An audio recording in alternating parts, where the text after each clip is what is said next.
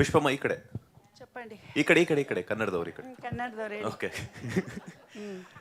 ಮಾತಾಡ್ತಾ ಮಾತಾಡ್ತಾ ಹೇಳ್ತಾ ಇದ್ರಿ ಅಣ್ಣವ್ರ ಫ್ಯಾಮಿಲಿಯಿಂದ ನನಗೆ ಇನ್ಸ್ಪಿರೇಷನ್ ಬಂತು, ಅಣ್ಣವ್ರ ಫ್ಯಾನ್ ಅಂತ ಹೇಳಿದ್ರಿ. ಮುಂದಿನ ದಿನಗಳಲ್ಲಿ ಶಿವಣ್ಣ ಅವ್ರಿಗೆ ಏನಾದ್ರೂ ಪ್ರೊಡ್ಯೂಸ್ ಮಾಡುವಂತ ಅವಕಾಶ ಸಿಕ್ಕಿದ್ರೆ ಮಾಡ್ತೀರಾ ಅಂತ? ಖಂಡಿತ ಮಾಡ್ತೀನಿ. ಶಿವಣ್ಣವ್ರಿಗೆ ಮಾಡ್ತೀವಿ, ಎಲ್ರಿ ಎಷ್ಟೋ ಮಾಡ್ತೀವಿ. ಬಟ್ ಬಜೆಟ್ ಜಾಸ್ತಿ ಅಲ್ರಿ, 5 ಭಾಷೆ ಯಾರಿಗೆ ಮಾಡ್ತಾರೆ ಹಂಗೆ.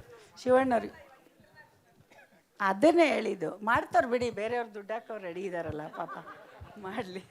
ರಾಜು ಸರ್, ಇಲ್ಲಿ ಅನುಶ್ರೀ ಟೀಸರ್ ನೋಡಿದ್ವಿ.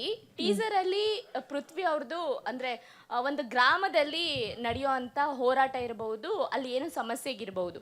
ಬಟ್ ಪೋಸ್ಟರ್ ಅಲ್ಲಿ ಎತ್ತುಗಳ ನಡುವೆ ಇರೋಂತ ಒಂದು ಪೋಸ್ಟರ್ ಇದೆ. ನಾವು ಕರಾವಳಿ ಭಾಗದ ಸಿನಿಮಾಗಳನ್ನೆಲ್ಲ ನೋಡಿದಾಗ ಈ ತರ ಪೋಸ್ಟರ್ಗಳನ್ನ ನೋಡಿದೀವಿ, ಕೋಣ ಹಿಡ್ಕೊಂಡಿರೋದು, ಕೋಣ ಸಿನಿಮಾದು ಅಥವಾ ಕಾಂತಾರ ಸಿನಿಮಾದು ಸಿಮಿಲಾರಿಟಿ. ಟೀಸರ್ಗೂ ಈ ಪೋಸ್ಟರ್ಗೂ ಒಂದು ಸ್ವಲ್ಪ ರಿಲೇಟೆಡ್ ಇರ್ಬೋದಾ? ಇಲ್ಲ ಮೇಡಮ್, ಎಲ್ಲ ಊರಲ್ಲೂ ಎತ್ತುಗಳಿರುತ್ತೆ, ಎಲ್ಲ ಊರಲ್ಲೂ ಹಸುಗಳಿರುತ್ತೆ. ಸೊ ನಮ್ಮದು ಕೋಣ ಇಲ್ಲ ಮೇಡಮ್. ಮಂಗಳೂರು ಕರಾವಳಿದು ಬೇರೆ ಮೇಡಮ್.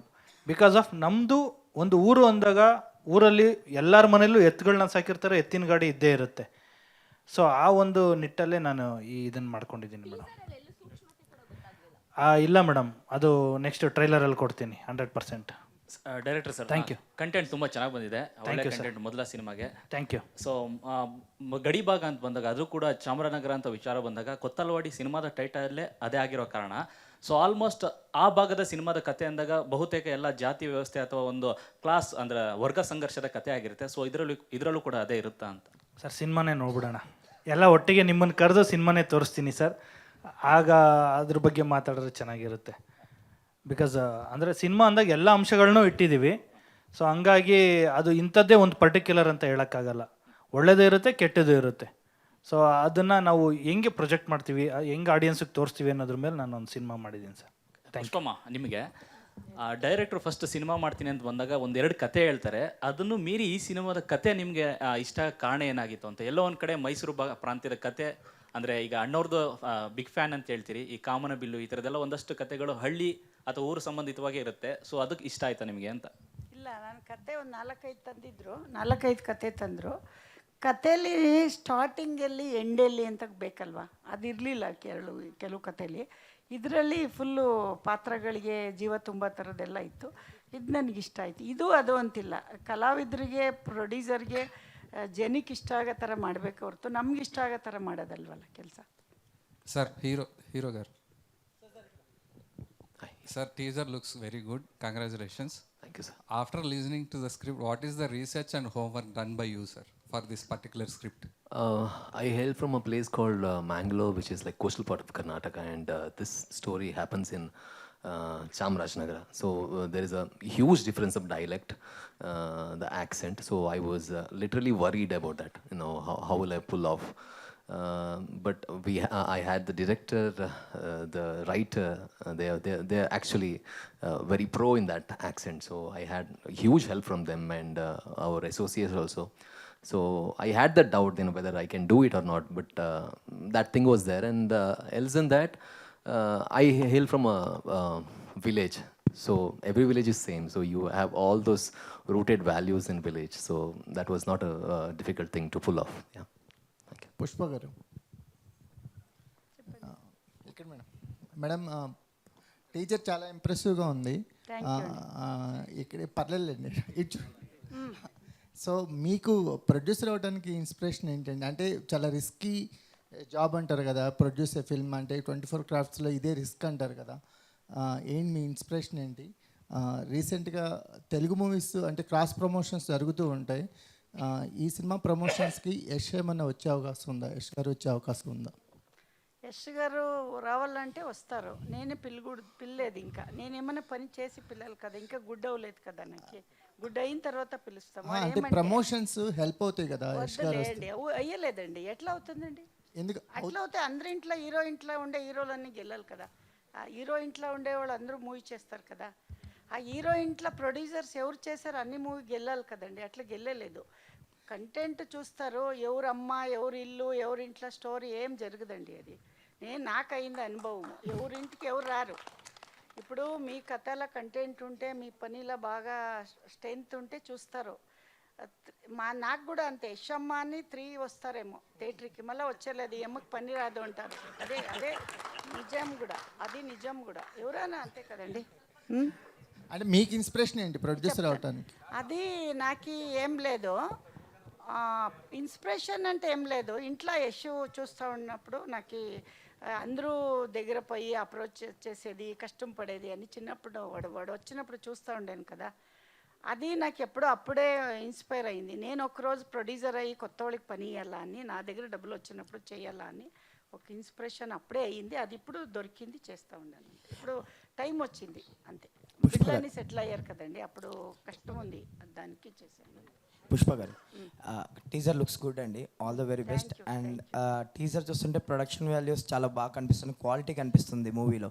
అండ్ ఫస్ట్ ప్రొడక్షన్ కాబట్టి ఈ క్వాలిటీ ఆ బడ్జెట్ పేసారా, లేదంటే సబ్జెక్ట్ డిమాండ్ చేయడం బట్టి ఆ క్వాలిటీ? రెండు కావాలండి. ఇప్పుడు మీరు డబ్బులు ఉందా లేదా ఎవరు చూసేలేదు. మూవీ బాగా రావాలంటే దానికి ఏం అడుగుతుంది అది ఇయ్యాలా, అది నాకు తెలిసింది, ఇయ్యాలా చేయాలా అని అది చేశాను.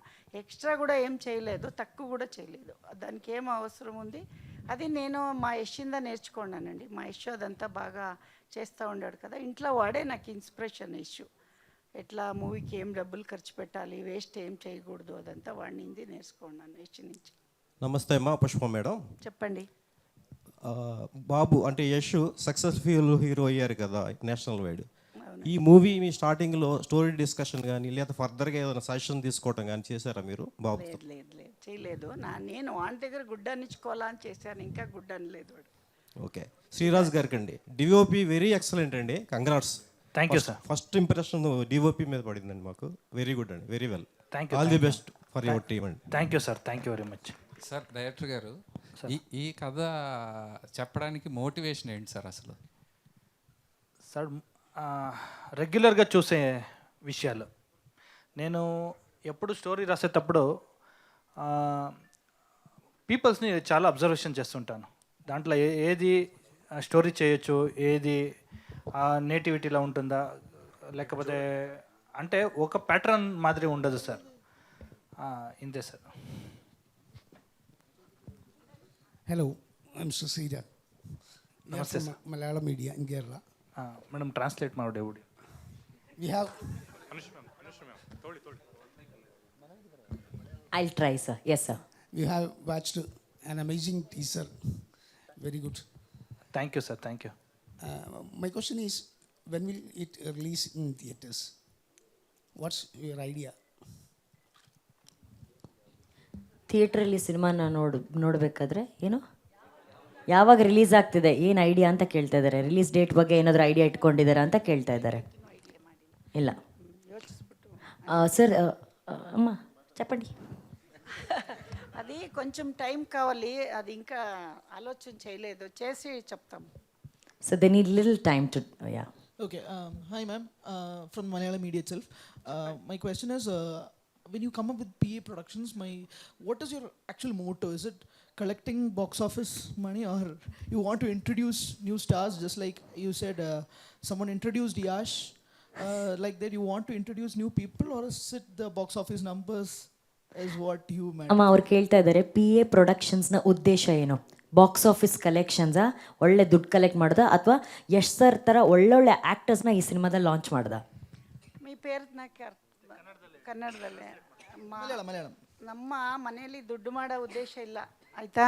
ದುಡ್ಡು ಮಾಡೋ ಉದ್ದೇಶ ಇದ್ದಿದ್ರೆ ಎಷ್ಟು ಬರುವಾಗಲೇ ಮಾಡ್ಕೊಂಡು ಎಷ್ಟು ಸಿನಿಮಾ ಬಂದರೂ ನಾವು ಮಾಡಲಿಲ್ಲ. ಯಾಕೆ ಅಂದರೆ ಜನಕ್ಕೆ ಒಳ್ಳೆ ಸಿನಿಮಾ ಕೊಡಬೇಕು ಅನ್ನೋದು ನಮ್ಮ ಬಾಸ್ ಅವರಿಂದನೇ ಕಲ್ತಿರೋದು ನಾವು ಯಶಿಂದ. ಬಟ್ ಹಂಗಂತ ನಾವು ಎಂತೆಂಥದ್ದು ಸಿನಿಮಾ ಕೊಡಲ್ಲ, ದುಡ್ಡು ಬೇಕು, ಒಳ್ಳೆ ಸಿನಿಮಾನೂ ಮಾಡಬೇಕು ಅನ್ನೋ ಎರಡು ಉದ್ದೇಶನೂ ಇದೆ. ಫಸ್ಟು ಸಿನಿಮಾ ಜನಕ್ಕೆ ಒಳ್ಳೆ ಕತೆ ಕೊಡಬೇಕು, ಆಡಿಯನ್ಸಿಗೆ ಒಳ್ಳೆ ಇಷ್ಟಪಡೋ ಥರ ಕತೆ ಮಾಡಬೇಕು ಅಂತ, ಆಮೇಲೆ ದುಡ್ಡಿಗೆ ಹೋಗೋದು. ದುಡ್ಡು ಬೇಡ ಅಂತ ಯಾರೂ ಹೇಳಲ್ಲ, ಚೆನ್ನಾಗಿರೋ ಸಿನಿಮಾ ಮಾಡಿದರೆ ದುಡ್ಡು ತಾನಾಗೇ ಬರುತ್ತೆ ಅಂತ ನಮ್ಮ ಉದ್ದೇಶ. ಹೇಳಿ Anushree. She says money is important. We don't deny that we don't want money. Of course we need money. But the money should comes from good films, good content. So that's what she meant. ಅಲ್ಲಮ್ಮ, ಒಳ್ಳೆ cinema ಒಳ್ಳೆ ಕಂಟೆಂಟಿಂದ ದುಡ್ಡು ಬಂದರೆ ನಮ್ಗೆ ಬೇಡ ಅಂತ ಹೇಳಲ್ಲ. Money is very important sir for PA production also. ಕೆಲಸ ಮಾಡಿದರೆ ದುಡ್ಡು ಬರುತ್ತೆ. Yeah, if we work we get money and we should do good work.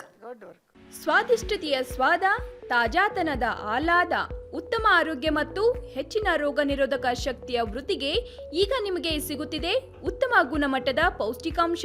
Shri Vaidik millet health mix ಇದು ಸಿರಿಧಾನ್ಯಗಳ ಸಂಪತ್ತು.